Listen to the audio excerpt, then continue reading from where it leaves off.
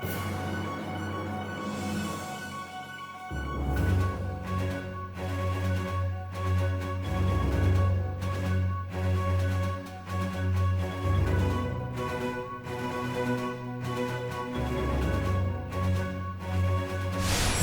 everyone, and we have the honor and pleasure to have Michael Bolton here with us. Michael, thank you for joining us Thank you, for, Jen.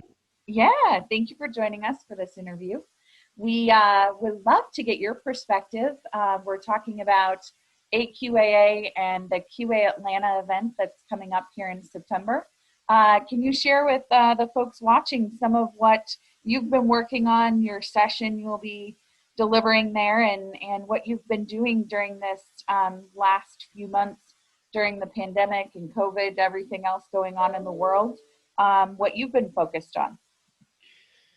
Well, what we've been focused on is adaptation. We've been changing the course material that we have in our rapid software testing classes, James Bach and I, and we've been presenting those online with a surprising amount of success to us.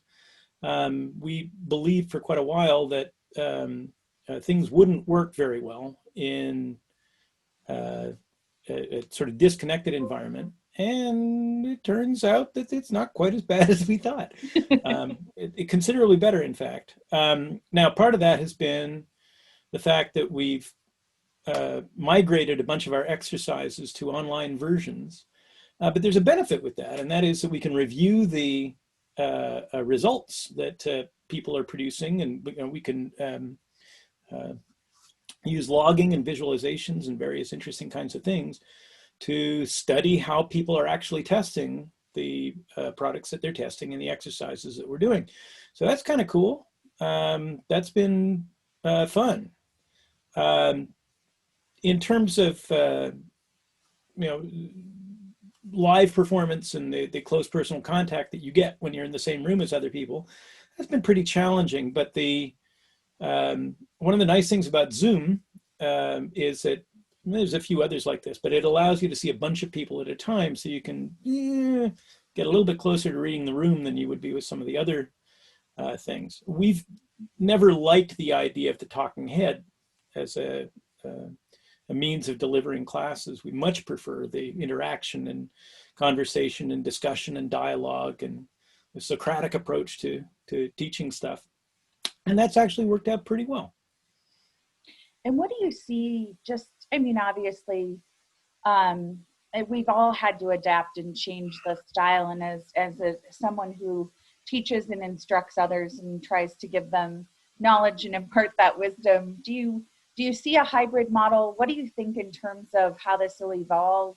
Or do you have any, I know it's hard to say, but do you see it changing forever? Do you see us partially going back? What is kind of any thoughts or hope around that? No, the first thing that we've got to take into account is that nothing is forever, right? And everything is subject to surprising change and turmoil. And as people who work in the software industry, we should be kind of alert to that possibility. But for instance, one thing that we can do with our classes now that we didn't used to be able to do is that we can have those classes discontinuous in time. It doesn't all have to be in 3 days now. And I haven't been big about publicizing yet, but I'm about to be, if somebody wants a 1 day of classwork a week, or indeed even one webinar a week, that can be arranged. That sort of stuff is available. So there's some flexibility there that didn't exist before. However, here's a real problem, I think, for software development groups and for any kind of collaborative and creative work. And that is that while we have some pretty fantastic tools for conversing with each other and connecting with each other, what we don't have is we don't have serendipity. All this stuff has to happen in a much more planned way, in a much more a deliberate way than used to be before. So in an office situation, for example, we can bump into people in the hallway. We can spontaneously get up and go to somebody's machine or go to somebody's whiteboard and have a conversation about that. And we can pass by somebody's room while they're having those conversations. And so the opportunity for that has been decreased a whole bunch. And I see that as a problematic thing. Now, we'll get back to it. This is not going to last forever. Nothing is forever, as I said earlier. So we will get back to that. I hope that we will be more cognizant of the value of that than we've been before. And appreciating it. Sometimes. Yeah, absolutely. Yeah. I definitely know that, you know, it would be, you looked forward to conference seasons, right? Spring and fall, when you would get to reconnect and see folks that you didn't see normally outside of conferences. And now not having that, you realize how important those connections are, and, you know, seeing those individuals sparking ideas and thought and other things that you miss out on. So yeah, absolutely. Knowing that you're a busy individual and you obviously get lots of requests for all kinds of events, this one coming up with AQA with Costa and QA Atlanta, you know, you spending your time to be a part of this, what do you think are some of the important things people can take advantage of or get from participating in these types of events like the one coming up here in September with QA Atlanta that they maybe wouldn't have had otherwise, right? If it was a physical event and you had to physically be there. Are there some things that you still think we can build that community and connection through those events and benefits to being part of this? Well, you don't need an airline ticket to get there, and you don't have to book a hotel room either. So there's that. It's, in that sense, it's more accessible than ever to people from all over the world, everywhere in the world. And that provides a platform for people to get their ideas across and recognized and so on. So that's kind of nice. Another benefit of this conceivably is that if stuff is recorded, then it is available as you know, archivally.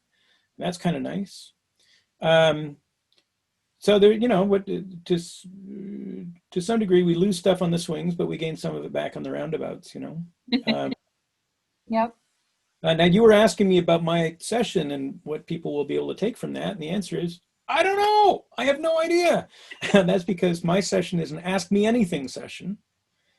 And I really like doing those. I like doing those because of the focus that it provides on things that really matter to people who are asking. So it's not a matter of me coming in with a preconceived idea of what people are going to find important. I get to respond to that in real time, and that's fun. It is also more conversational than sitting in a room someplace and talking into a camera and into a microphone and hoping that stuff is landing with people. So the pre-recorded aspect of that is gone. It's going to be a conversation. I hope I have a good moderator, actually, come to think of it. Because, yeah.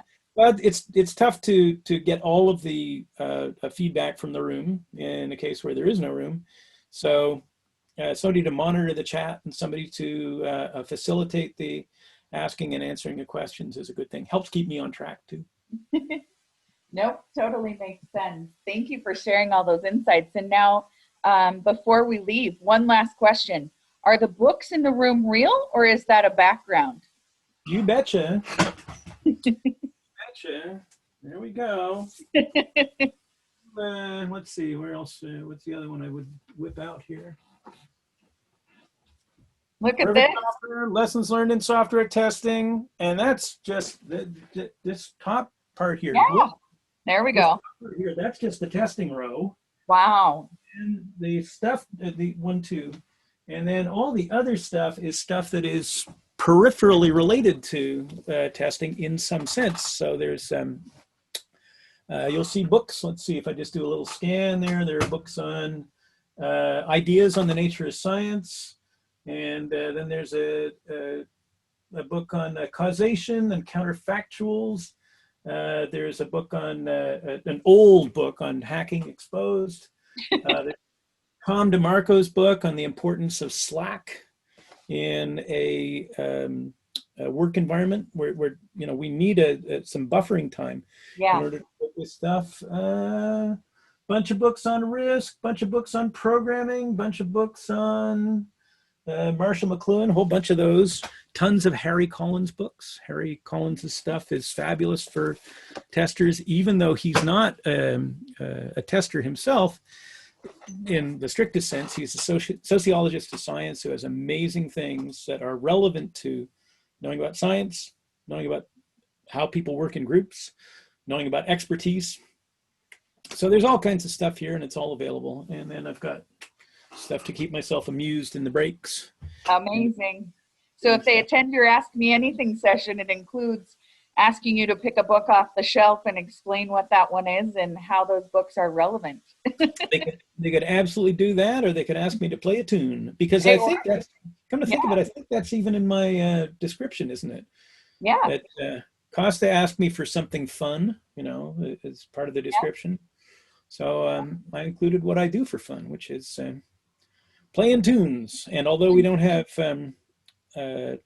easy opportunities for audiences just at the moment, collections of people together, sitting close together and enjoying music, we do that on a small scale here in our backyard. And once again, people, because of the absence of this stuff from everyday life, not being able to go out locally, sometimes we're getting wonderful content from remote circumstances that we might not be able to find, or we might not be that engaged about looking for normally. So it's been hard on the one hand, but there's also some diamonds in the muck. There you go. The diamonds in the muck that we're finding now. I love it. Thank you, Michael, for taking time out of your busy day to spend with us to talk about the upcoming QA Atlanta conference. So I would say if you guys haven't signed up and you're watching this, please do go to AQA's website, sign up for QA Atlanta, attend Michael's session that he's giving, and if you're lucky, he may even play you a tune. If you ask. If you ask, you gotta ask. Thank you so much, Michael. Have a wonderful rest of your week, and thank you for doing this with us and being available. Thank you very much. All the best.